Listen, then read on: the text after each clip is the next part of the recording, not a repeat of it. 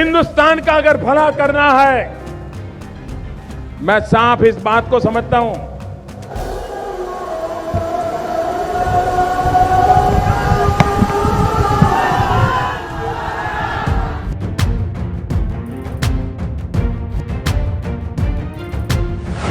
सत्ता में बैठी देश की सबसे बड़ी पार्टी बीजेपी और उसके नेताओं को विरोधी भले ही मुस्लिम विरोधी बताते रहे हों, लेकिन ये बीजेपी ही थी जिसने अब्दुल कलाम को राष्ट्रपति बनवाया और ये बीजेपी ही थी जिसने इस्लामिक कट्टरपंथी संगठन पॉपुलर फ्रंट ऑफ इंडिया यानी कि PFI पर 5 साल का बैन ठोका। यानी संदेश साफ है, बीजेपी को देश के मुसलमानों से दिक्कत या परेशानी नहीं है, बल्कि उन कट्टरपंथियों से है जो धर्म के नाम पर आतंकवाद फैलाते हैं, हिंसा और आगजनी को अंजाम देते हैं। तभी तो मुस्लिम समुदाय के धर्म का सम्मान करते हुए जहां देश के प्रधानमंत्री नरेंद्र मोदी कई बार अजान के वक्त अपना भाषण रोक चुके हैं, तो वहीं अब कश्मीर दौरे पर निकले देश के गृह मंत्री अमित शाह अजान के वक्त भाषण रोककर चर्चाओं में छा गए।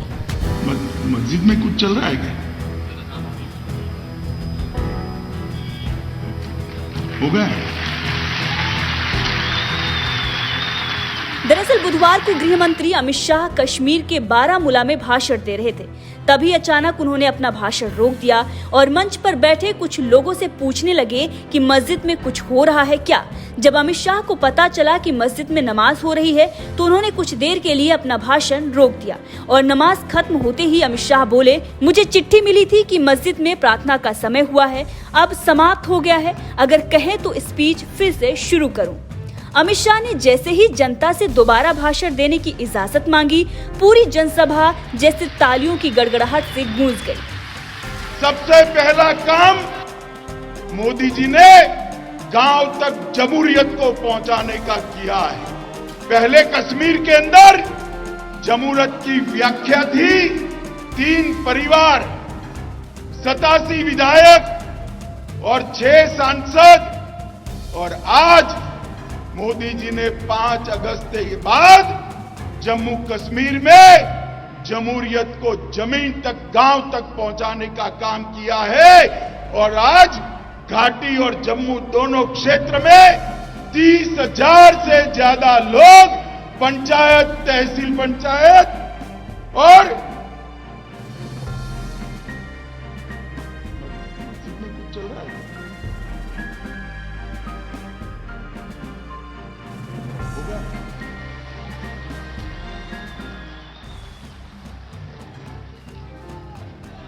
मुझे अभी चिट्ठी मिली, मस्जिद में समय हुआ है प्रार्थना का, अब समाप्त हो गया है, मैं चालू करूं क्या फिर से? जरा जोर से बोलो, चालू करूं भाई? मोदी जी ने जमहूरियत को 30,000 लोगों तक पहुंचाने का काम किया है। अब तक 370 जाने के पहले 87 विधायक, 6 सांसद और 3 परिवार था, मुफ्ती परिवार, अब्दुल्ला परिवार और गांधी परिवार।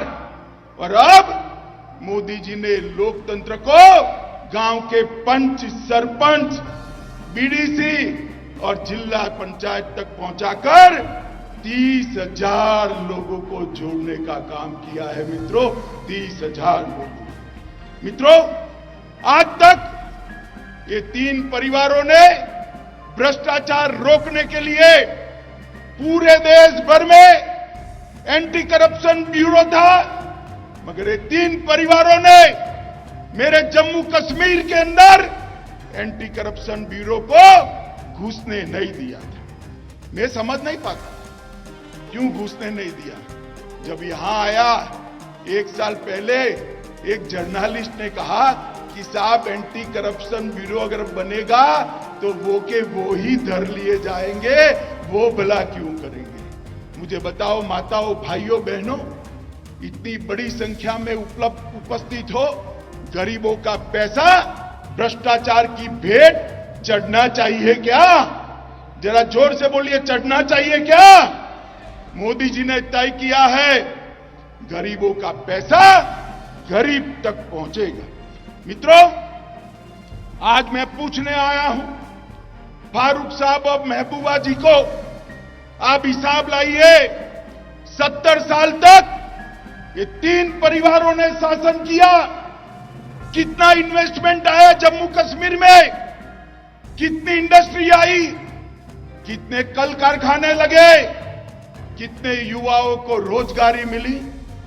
70 साल के अंदर सिर्फ 15,000 करोड़ का इन्वेस्टमेंट आया और मोदी जी ने ये 3 साल में 56,000 करोड़ का इन्वेस्टमेंट आज जम्मू कश्मीर में आने का काम किया है। पहले ये टेररिस्ट हॉटस्पॉट था, आज टूरिस्ट हॉटस्पॉट बना है। गृह मंत्री अमित शाह ने अजान सुनकर जैसे ही भाषण रोका, मीडिया से लेकर सोशल मीडिया तक ये मुद्दा छा गया, क्योंकि ऐसा कम ही देखने को मिलता है कि अमित शाह अजान के वक्त भाषण रोक दें। लेकिन मुस्लिम बहुल कश्मीर के बारामूला में अमित शाह ने भाषण रोका तो सोशल मीडिया पर कुछ इस तरह से प्रतिक्रियाएं सामने आने लगी। पत्रकार अभिषेक उपाध्याय ने लिखा कि जम्मू कश्मीर के बारामूला में गृह मंत्री अमित शाह ने अजान के दौरान अपना भाषण रोका। अजान पूरी होने के बाद फिर से भाषण शुरू किया। बीजेपी लगातार मुस्लिमों को संदेश दे रही है कि वो उनके खिलाफ नहीं है। आदिल खान आजाद नाम के ट्विटर यूजर ने लिखा कि गृह मंत्री अमित शाह ने अजान का एहतराम करते हुए अपना भाषण रोक दिया। वाकई कुछ चल रहा है क्या? एक ट्विटर यूजर ने लिखा कि सेकुलर का कीड़ा काटा हुआ है इनको भी। अमित शाह के अजान के वक्त भाषण रोके जाने पर कुछ लोग इसे सियासी राजनीति का हिस्सा मान रहे हैं, तो कुछ लोग उन पर तंज भी मार रहे हैं। वैसे आपको बता दें कि ये कोई पहली बार नहीं हुआ है कि बीजेपी का कोई दिग्गज नेता अजान के वक्त भाषण रोक दे। इससे पहले देश के प्रधानमंत्री नरेंद्र मोदी ने भी 1-2 बार नहीं बल्कि 3-3 बार अजान के वक्त भाषण रोक चुके हैं। मार्च 2016 में पश्चिम बंगाल के खड़गपुर में चुनावी रैली के दौरान अजान सुनकर पीएम मोदी ने भाषण रोक दिया था और लोगों से नारे न लगाने की अपील की थी। नवंबर 2017 में गुजरात के नवसारी में चुनावी रैली के दौरान अजान सुनाई दी और पीएम मोदी ने अपना भाषण रोक दिया था। मार्च 2018 में बीजेपी को त्रिपुरा में शानदार जीत मिलने पर बीजेपी ऑफिस गए पीएम मोदी ने जैसे ही भाषण शुरू किया, अजान शुरू हो गई और पीएम मोदी ने वहीं पर भाषण रोक दिया। उत्तर प्रदेश में जहां सूबे के मुखिया योगी आदित्यनाथ ने जहां मस्जिदों से लाउड स्पीकर उतरवा दिए जिससे अजान से लोगों को परेशानी न हो, तो वहीं देश के प्रधानमंत्री नरेंद्र मोदी और गृह मंत्री अमित शाह अजान की आवाज सुनकर अपना भाषण रोक देते हैं। इन दोनों ही मामलों को आप किस तरह से देखते हैं? अपनी राय हमें कमेंट करके जरूर बताएं। साथ ही अजान खत्म होने के बाद अमित शाह ने सियासी विरोधियों को किस तरह से धोया, आइए आपको सुनाते हैं।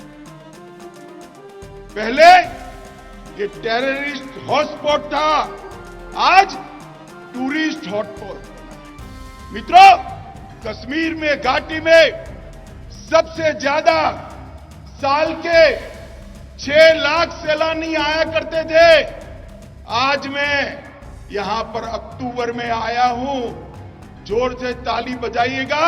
पहले 6 लाख आते थे, अक्टूबर तक 22 लाख प्रवासी यहां आ चुके हैं, जिससे कितने युवाओं को रोजगारी मिली है और ये सिलसिला आगे बढ़ने वाला।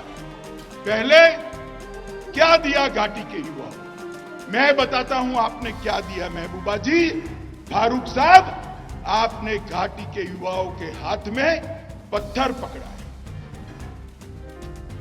बंदूक पकड़ाई और मोदी जी ने यहां पर इंडस्ट्री लाकर उसके हाथ में मोबाइल और लैपटॉप पकड़ाने का काम किया है, जिससे युवा अपने आप को रोजगार युक्त कर पाए। मित्रों, आज मैं जब यहां आया हूं तब एक बात बताना चाहता हूं। दहशतगर्दी से कभी किसी का भला हो सकता है क्या? दुनिया में किसी का भला किया ऐसी कोई घटना हो तो मुझे आतंकवाद के पैरोकार जो है वो बता दे।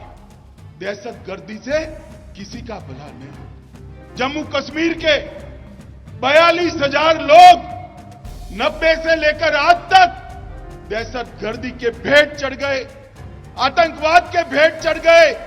मुझे बताइए भाइयों बहनों माताओं, ये 42,000 लोगों की मृत्यु के लिए कौन जिम्मेदार है? ये 3 परिवार ने शासन किया, वो जिम्मेदार है। अब आतंकवाद धीरे धीरे समाप्ति की ओर जाता है। कुछ लोग यहां पर पाकिस्तान की बात करते थे। मैं आज उनको कहना चाहता हूं, कभी भी आप आइए, हमारे लोगों के साथ बैठिए। पाक ऑक्यूपाई कश्मीर में कितने गांव में बिजली है, इसका हिसाब लेकर आइए।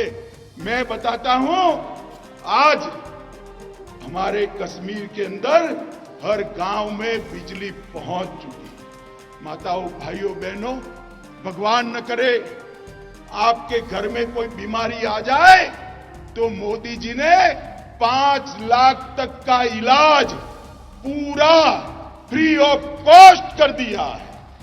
77 लाख लोगों को कार्ड देकर आज इलाज के लिए एक भी पैसा खर्च नहीं करना है। 1 लाख लोग ऐसे थे जिनके पास ये बर्फीली हवाओं में भी रहने का पक्का घर नहीं था। 70 साल तक मुफ्ती एंड कंपनी ने, ये अब्दुल्ला एंड सन्स ने शासन किया, मगर 1 लाख लोगों को घर नहीं मिला था।